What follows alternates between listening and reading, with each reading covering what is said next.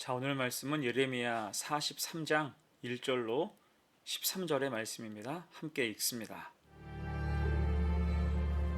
예레미야가 모든 백성에게 그들의 하나님 여호와의 말씀, 곧 그들의 하나님 여호와께서 자기를 보내사 그들에게 이르신 이 모든 말씀을 말하기를 마치니, 호사야의 아들 아사랴와 가레의 아들 요하난과 모든 오만한 자가 예레미야에게 말하기를, 내가 거짓을 말하는도다. 우리 하나님 여호와께서 너희는 애굽에서 살려고 그리로 가지 말라고 너를 보내어 말하게 하지 아니하셨느니라. 이는 네리야의 아들 바룩이 너를 부추겼어 우리를 대적하여 갈대아 사람의 손에 넘겨 죽이며 바벨론으로 붙잡아 가게 하려 함이라. 이에 가레야의 아들 요하난과 모든 군치위관과 모든 백성이 유다 땅에 살라 하시는 여호와의 목소리를 순종하지 아니하고, 가레야의 아들 요하난과 모든 군치위관이 유다의 남은 자, 곧 쫓겨났던 여러 나라 가운데에서 유다 땅에 살려 하여 돌아온 자, 곧 남자와 여자와 유아와 왕의 딸들과 사령관 누부사라단이 사반의 손자 아히감의 아들 그들에게 맡겨둔 모든 사람과 선지자 예레미야와 네리야의 아들 바룩을 거느리고 애굽 땅에 들어가 다바네스에 이르렀으니, 그들이 여호와의 목소리를 순종하지 아니함이로라. 다바네스에서 여호와의 말씀이 예레미야에게 임하여 이르시되, 너는 유다 사람의 눈앞에서 내 손으로 큰 돌 여러 개를 가져다가 다바네스에 있는 바로의 궁전 대문의 벽돌로 쌓은 축대에 진흙으로 감추라. 그리고 너는 그들에게 말하기를, 만군의 여호와 이스라엘의 하나님께서 이와 같이 말씀하시되, 보라, 내가 내 종 바벨론의 느부갓네살 왕을 불러오리니 그가 그의 왕좌를 내가 감추게 한 이 돌들 위에 놓고 또 그 화려한 큰 장막을 그 위에 치리라. 그가 와서 애굽 땅을 치고 죽일 자는 죽이고 사로잡을 자는 사로잡고 칼로 칠 자는 칼로 칠 것이라. 내가 애굽 신들의 신당들을 불지르리라. 느부갓네살이 그들을 불사르며 그들을 사로잡을 것이요, 목자가 그의 몸에 옷을 두름같이 애굽 땅을 자기 몸에 두르고 평안히 그곳을 떠날 것이며, 그가 또 애굽 땅 베세메스의 석상들을 깨뜨리고 애굽 신들의 신당들을 불사르리라 하셨다 할지니라. 드러난 본성이란 제목으로 말씀 증거합니다. 어제 예레미야는 하나님의 뜻을 구했던 요하난과 그를 따르는 백성에게 하나님 주신 말씀을 선포했어요. 그 자리에서 선포한 말씀의 포인트는 두 가지였죠. 하나는 애굽으로 가지 말라, 멈추라 라는 것이었고요. 또 하나는 회개하라, 온전한 마음으로 기도하지 못한 것, 이미 처음부터 애굽으로 답을 정해놓은 것, 10일간의 시간을 허비한 것을 회개하라는 것입니다.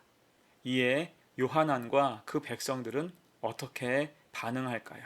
두 가지 생각해 봅니다. 첫 번째, 말씀에 대항해요. 1, 2절 보세요. 예레미야가 모든 백성에게 그들의 하나님 여호와의 말씀, 곧 그들의 하나님 여호와께서 자기를 보내사 그들에게 이르신 이 모든 말씀을 말하기를 마치니, 호사야의 아들 아사랴와 가레야의 아들 요하난과 모든 오만한 자가 예레미야에게 말하기를, 내가 거짓을 말하는도다. 우리 하나님 여호와께서 너희는 애굽에서 살려고 그리로 가지 말라고 너를 보내어 말하게 하지 아니하셨느니라. 자, 먼저 그들은 예레미야의 말을 부정하지요. 네가 거짓을 말하는도다. 그리고 하나님의 뜻을 왜곡합니다. 하나님은 너를 보내어 말하게 하지 아니하셨느니라. 지금 길길이 날뛰고 광분하고 있다는 거예요. 왜 이럴까요? 그것은 자기들이 예상했던 답이 아니었기 때문에 당황하고 화가 난 것입니다. 사실 이들은 처음부터 애굽으로 갈 마음을 정해놓고 있었죠. 예레미야 41장에도 써 있듯이 요하나는 이스마엘로부터 그 백성을 구출한 뒤에 애굽으로 가기로 작정했습니다.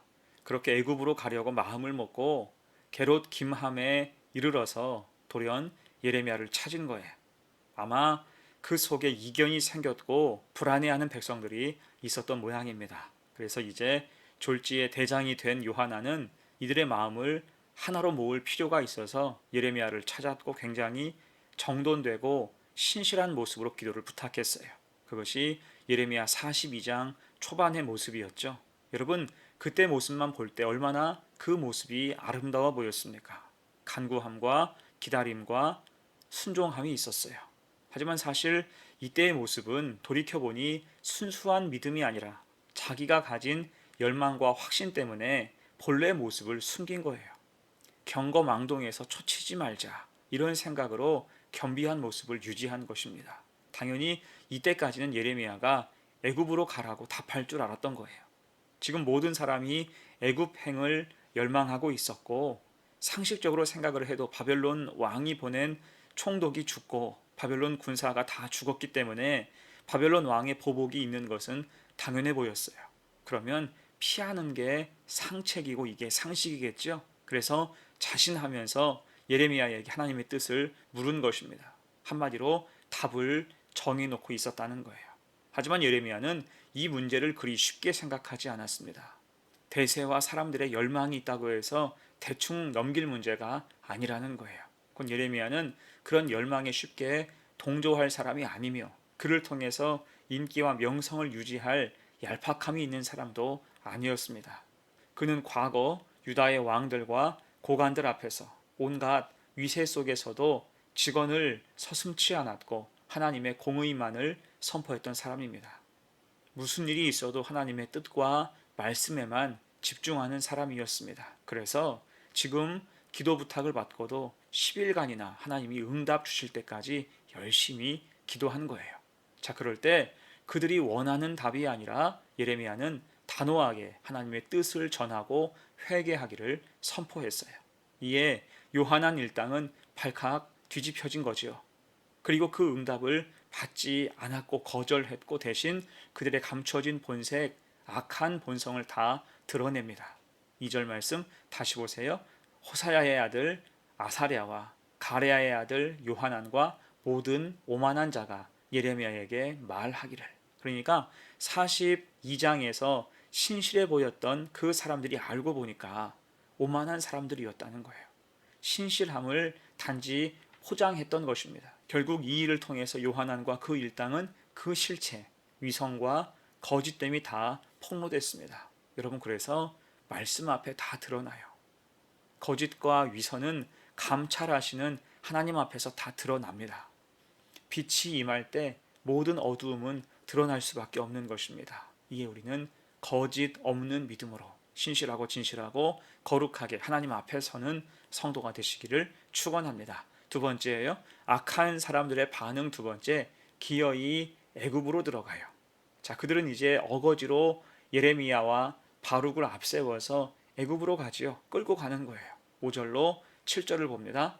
가레야의 아들 요하난과 모든 군 지휘관이 유다의 남은 자 곧 쫓겨났던 여러 나라 가운데에서 유다 땅에 살려하여 돌아온 자 곧 남자와 여자와 유아와 왕의 딸들과 사령관 느부사라다니 사반의 손자 아히감의 아들 그다리아에게 맡겨둔 모든 사람과 선지자 예레미야와 네리야의 아들 바룩을 거느리고 애굽 땅에 들어가 다마네스에 이르렀으니 그들이 여호와의 목소리를 순종하지 아니함이로라. 여러분, 이 장면을 상상해 보세요. 이들은 지금 전부 같은 동족이에요. 동족이 어려운 일 앞에서 서로 의지하며 가는 피난길이라면 애틋함이 있어야 됩니다. 서로 끌어주고 밀어줘야 돼요. 그런데 지금 이 장면이 과연 애틋하고 평화스러운 이동 장면입니까? 아니죠. 마치 정복자가 포로를 끌고 가는 것 같은 인상을 줍니다. 더욱이 선지자 예레미야와 바룩을 볼모로 잡고 끌고 가는 모양새예요. 여러분, 그러면 이들은 왜 이런 무리수를 두고 있을까요? 왜 그토록 하나님이 반대하시는데 기어이 애굽으로 가고자 했을까요?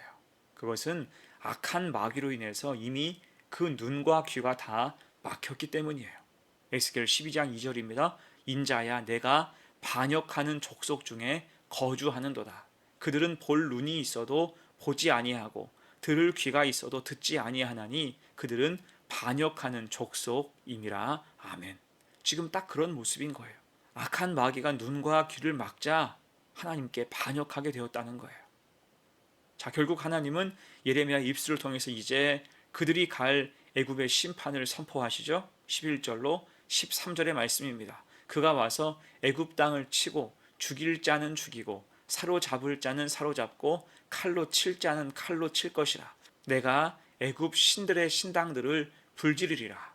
느부갓네살이 그들을 불사르며 그들을 사로잡을 것이요 목자가 그의 몸에 옷을 두름 같이 애굽 땅을 자기 몸에 두르고 평안히 그곳을 떠날 것이며 그가 또 애굽 땅 베세메스의 석상들을 깨뜨리고 애굽 신들의 신당들을 불사리라 하셨다 할지니라 하시니라. 아멘. 본때를 보여주시겠다는 말씀이에요. 그리고 이것은 어제 하셨던 하나님의 경고이기도 하죠. 곧 경고대로 실행하겠다는 것입니다.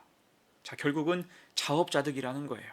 회개할 기회를 놓치고 드러난 악한 본성으로는 이제 심판만이 남았다는 것입니다. 여러분, 우리도 그렇습니다. 우리에게도 이런 본성이 있어요. 악한 마귀는 욕심과 탐욕으로 우리 속에 이 본성을 자꾸 부추깁니다. 하지만 여러분, 그 본성도 주님께 붙잡히면 달라질 수 있어요. 그를 위해서 하나님은 말씀으로 교훈하시고 회개를 촉구하시는 것입니다. 그렇게 십자가를 통과할 때 우리는 새 사람이 되고 구원받은 백성이 될 수가 있는 것입니다. 이를 잘 기억해서 악한 본성에 의한 필연적인 심판으로 흘러가는 삶이 아니라 말씀을 겸손함으로 믿을 때 변화와 성화를 통해서 구원의 길로 나아갈 수 있는 복된 성도가 되시기를 간절히 축원합니다. 아멘. 이제 말씀을 마무리합니다. 오늘 하나님 말씀과 회개의 선포 앞에 본색을 드러낸 악한 사람들을 우리가 봤습니다. 그들은 맹렬하게 분노했고 거침없이 행동했어요. 자신들의 뜻과 기도의 응답이 달랐기 때문이죠. 곧 달면 삼키고 쓰면 뱉어내는 못된 모습이 있었습니다. 그 악한 본성, 그 본 모양이 다 드러난 거예요. 하지만 결국 그 끝은 심판이 예정되어 있었고 하나님은 그들이 들어간 애굽에서 그들을 치시기로 작정하십니다. 곧 오늘 말씀의 교훈이 무엇입니까? 연약한 인생은 그저 한 줌도 되지 않는 탐욕과 짧은 생각을 붙잡느라 하나님의 뜻을 외면한다는 것입니다. 가장 우매하고 죄된 모습이라 할 수 있겠죠. 이에 우리는 오늘 말씀을 교훈 삼아서 결코 악한 본성대로 살지 말고 하나님의 다스림을 받아서 살아가는 우리 중심에 하나님 말씀이 있는 구원받고 축복받는 성도가 되시기를 간절히 축원합니다. 아멘. 함께 기도합니다. 은혜로우신 하나님, 오늘 하나님은 욕심과 탐욕으로 가득한 사람들에게 10일간이나 기도할 시간을 주시고 선명한 응답으로 돌이킬 것을 말씀해 주셨지만 그들은 도리어 악한 본성을 드러내며 모든 은혜를 거절했습니다. 욕심 따라 살아가는 인생의 말로를 보게 하셨사오니 우리는 본성대로 살 것이 아니라 오직 은혜로 살게 하옵소서. 그래서 선한 주님 역사가 가득한 삶을 살게 하옵소서. 감사드리며 예수님의 이름으로 기도하옵나이다. 아멘.